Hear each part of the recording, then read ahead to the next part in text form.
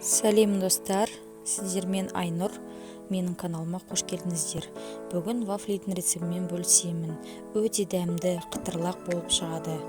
Қажетті ингредиенттер: 5 жұмыртқа, 1 кесе қант, 1 пачка ерітілген сары май, және де 250-300 грамм ұн.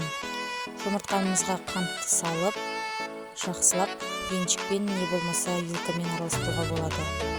Осылай жақсылап тұрып араластырып аламыз.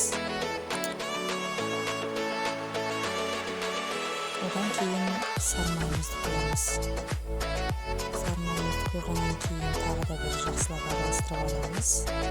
Одан кейін ұнымызды қосамыз. 2 бөліп қосамыз, жақсылап тұрып араластырамыз. Түйіршіктер қалмау керек арасында.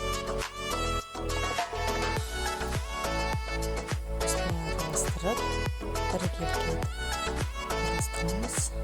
Қызып тұрған вафлинцаға үлкен қасықпен бір қасықтан құйып, қызарған шекті пісіріп аламыз. Пісқаннан кейін ыстықтай осылай трубочка қылдырып ораймыз. Қалауларыңыз бойынша начинка салсаңыз болады ортасына. Өте тәтті, қытырлақ вафлилар шығады. Назарларыңызға көп рахмет. Каналыма тіркелуіңізді ұмытпаңыз. Ас болсын, сау болыңыз.